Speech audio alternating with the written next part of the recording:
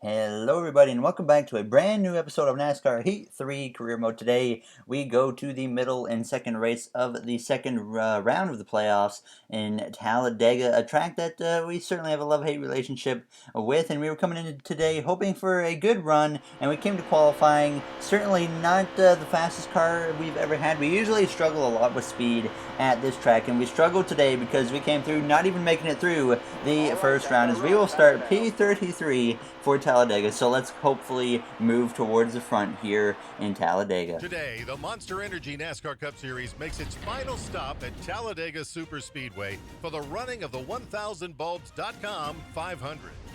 The playoffs are in full swing, and for those drivers in the chase, a win today at NASCAR's longest track would clinch a spot in the next round.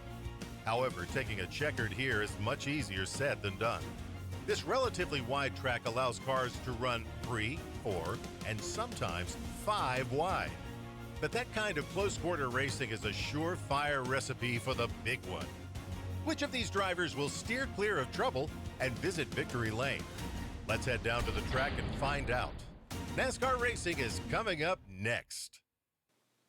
All right, we are ready to go green in Talladega for the second race of the round of 12. Haley Deegan gave up qualifying positions for new tires, a questionable call at a track like this. Austin Dillon will start in the back of the failing optical scanning station, and our teammate Kevin Harvick failed technical inspection, so he will also be starting in the back of the field as we get ready to go green. Now moved up to the 31st position behind the 12 of Ryan Blaney as we're ready to go green in Talladega, and the green flag is out, and we are underway here in Talladega. Now we have a bunch of big name drivers starting in the back here. Chase Elliott, Kyle Larson, Kevin Harvick now, as well as Austin Dillon and myself as we cross the line to start the first lap as Denny Hamlin leads the way into turns 1 just over Brad Keselowski and Joey Logano on his outside now as we come through turns 1 and turns 2 on the inside of the 43 of Bubba Wallace as we exit turn 2, just staying behind the 12 of Ryan Blaney as we go 3 wide there with the 13 of Ty Dillon up on the far outside as we come down the back straightaway all over the back of the 12 as we head down towards turn 3. Chase Elliott trying to make that third lane work up top, but he jumps down now on the inside of David Reagan as he's in the middle of a 3 wide now as he has a chance maybe to drop down in front of me, but we move our car into that hole so he is not able to get down as we come out of turn 4. And certainly it's looking like early on that it might be a little bit tough to work our way through traffic. Like I said, this is a track where I really struggle with speed. I had to put a full setup, almost a full setup in the car, and it still wasn't very fast because it's just, Talladega is a weird track when it comes to speed in your car, especially in career mode. Championship mode, that's a whole different story, but in career mode they really slow your car down against the AI, and you can really feel it at a track like Talladega. Now as you come down the back straightaway behind the 12 still of Ryan Blaney, as we move into the 27th position now as we take a chance to look to his inside. He moves up towards the 9, and now he leaves the hole open on the bottom, and we're going to try and fill it, but he's going to get down just in front of me as we come into turn 3 as Paul Menard in 21 way up on the top line now in the 3 wide as he's going to start drifting backwards as we battle alongside the 9 of Chase Elliott. And as we head down towards the tri-oval, a half-decent start in this first couple laps for us now as we try to take 26 away from the 9 of Elliott, who is in the playoffs right now as we come through. And by the time we came to lap 7 of 13 in the stage, we had worked our way up another 5 or so positions into 23rd, just continuing to run the bottom line as we have trouble up top. And it's the 19 of Martin Truex Jr., the driver who has given us a terrible experience in this playoffs as he is our rival, has now found himself in a big issue, a playoff implication for sure, as he blows the tire and goes hard into the wall, and that would take him out of this race for a bit. Certainly some playoff implications to start this race in Talladega for our rival of Martin Truex Jr. Maybe a little bit of karma there for him now as he has gotten into us so many times, tried to wreck us so many times already in the playoffs. Now as we would move into the top 20 after that incident, some cars had to check up there, and we would try to make that outside work, and it would not work very well, so we would try to migrate back down to the bottom. And by the time we came to 2 to go in the stage now, in 19th behind the 11 of Denny Hamlin, giving him just a little bit of a bump there as we head into turn 3.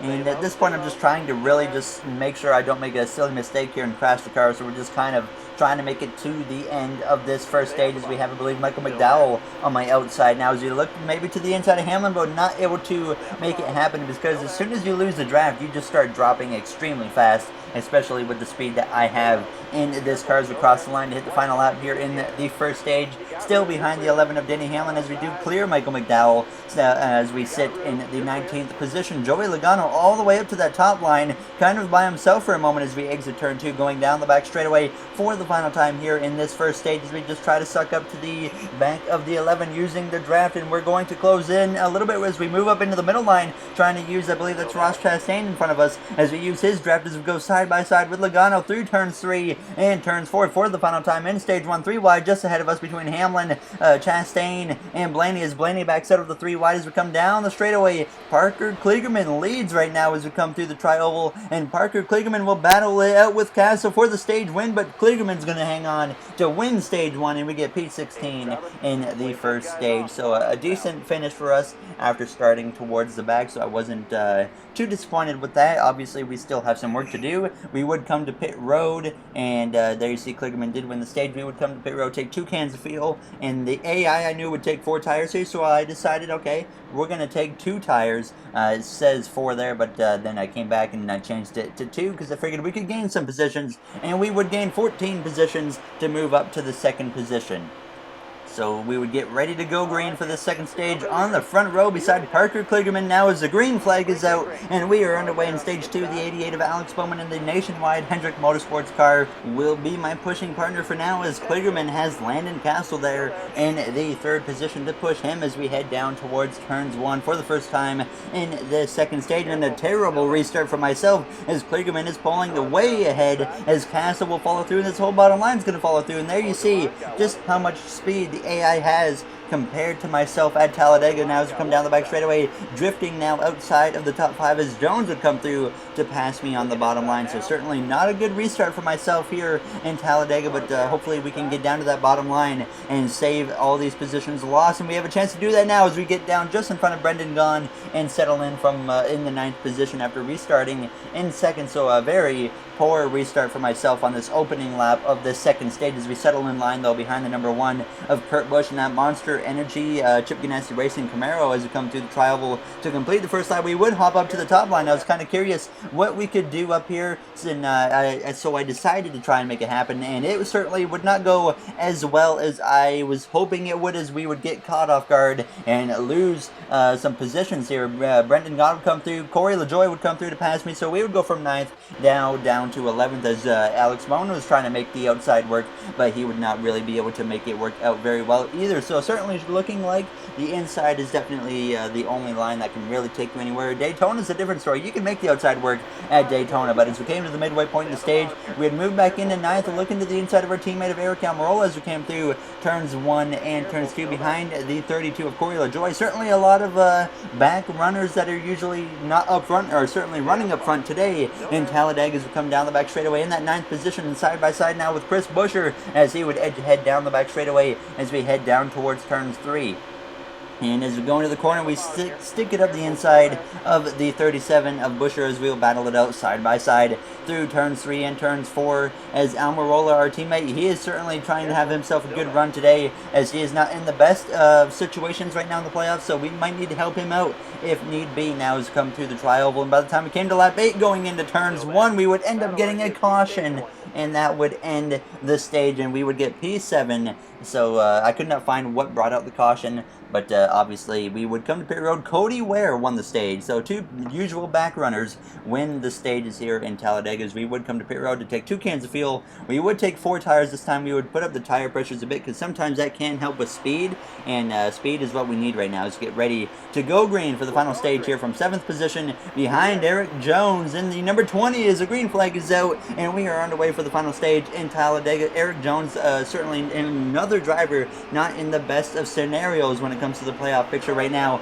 as we head down towards turns 1. It'll be interesting to see what Martin Truex Jr.'s scenario is after this race, as certainly not the race he needed as he blew a tire and got into the wall, and I don't know if he was back in the race at this point, but now he's come through turns 1 and 2. Certainly a better restart for myself on the inside now of the 2 of Keselowski as we come down the back straightaway. Kurt Busch leads that top line as we make the long stretch down towards turns 3.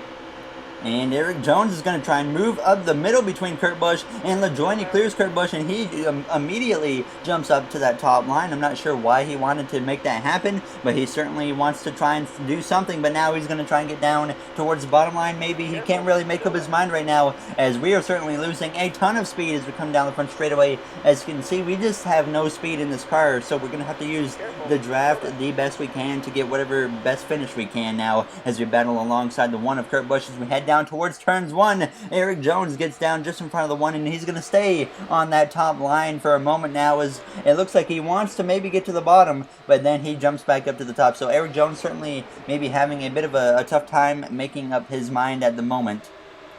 And as we battle alongside Kurt Busch, he would clear me down the back straightaway, so we would drift back to that 5th position, though, as he checked up a little bit, but we decide maybe we'll let him get in to this bottom line, as Eric Jones stays committed to running that top line, as Keselowski will be there to help him as he battles alongside me as we come out of turn 4 down the front straightaway, approaching just 19 laps to go in Talladega as we would come through the tri-oval to cross the line. I believe Cody Ware is still up front now, as Jones certainly loses a ton of momentum, and we would be able to get to his inside and get ahead of him as we came through into turns 1, moving up into the 4th position now. And we would continue to ride there in 4th until we came down to the back straightaway. I saw the two drivers up ahead decide to maybe try the outside, and I thought about jumping up there, but we would end up getting another caution. Not sure once again what it was. I couldn't find any replay on it, but we would come pit road again and take fuel, no tires, no repairs, and we would keep our position in P4 as we get ready to restart behind Corey LaJoie, who leads this outside line as we're ready to go green again in Talladega, and the green flag is out. A few cautions in this race so far. Certainly an interesting event at the moment now. Back runners have certainly surprisingly been the front of the field in this event so far, so not what you expect to see as we try to push Corey LaJoie up ahead, try to get a better restart than we had earlier on the outside, and it's certainly looking better so far as I made sure I didn't push LaJoie out to the lead, because then he would get down to the bottom and get away from me. And as we come down the back straightaway, getting a lot of momentum on the back of LaJoie as we give him a bit of a shot to the bumper as we push him down the straightaway, trying to get clear of Cody Ware, and that would allow me and LaJoie to take over P1 and P2 as we would both get down in front of Cody Ware to take over the top 2 positions now as we would settle in on this inside. And as soon as I get down, you see LaJoie just completely blow me away, and certainly really showing the comparison of speed, even though he's really a 3 or 4 star team at maximum, and he is completely blowing us away in a 5-star team now as all of these other cars would come through to pass me, as Chris Buescher was one of them. Ryan Newman would get to my outside as we went into turns 1, but LaJoie would continue to lead as Blaney,